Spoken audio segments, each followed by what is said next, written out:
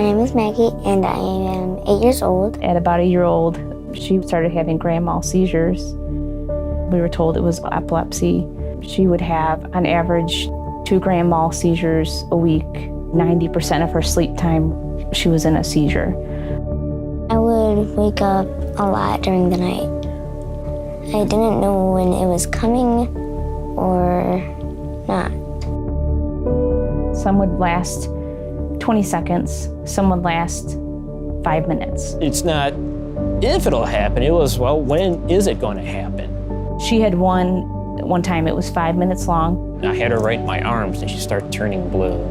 That was really, really the hard one. One day, our good friend Brian, I must have had a very defeated look on my face or something in line. So I asked her, I said, hey Kim, what's going on? You just look sad, like something happened. Maggie had a bad seizure. Seizing, do you know what I do for a living? And she said, no. I said, well, I happen to work in the field of neuroscience. And if you get a copy of the EEG, I'd be happy to share it with one of my great friends. And if there's anything that we can do, we'll try to help. Just listening to him, he sounded absolutely insane. Really, you're gonna help my daughter, you're gonna hook her up to these wires and she's gonna be cured, okay. The subjective experience sometimes is simply unconsciousness. Like there was just a snip of time missing. And you ask them, what happened? I didn't really remember it. Like, kind of, but not really. The kind of epilepsy she has, which is a very unique kind. If you fall asleep, your brain has a seizure, your body is still. You don't look like you're convulsing, but your brain is having a seizure. And it can kill you in your sleep.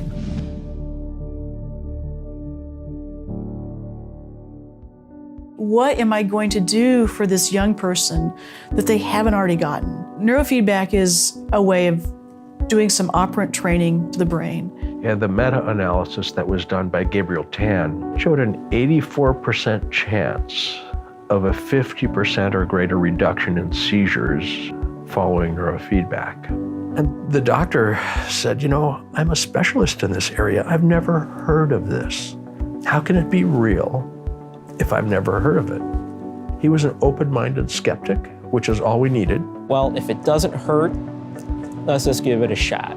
So we started this treatment. They provided the entire session's treatment out of the goodness of their hearts. Eventually what we started doing was shaping and conditioning the brain. We went up to Linda, driving through the snowstorm.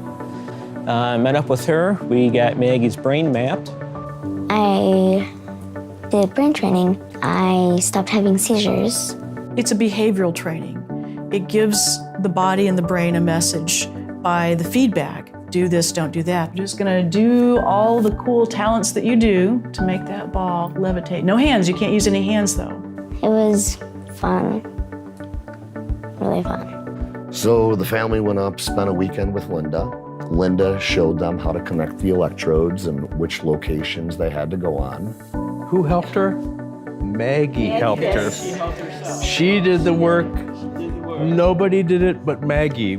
We're really just optimizing her brain function. We're not treating epilepsy. The doctor's treating the epilepsy. We're just helping her learn how to operate her brain.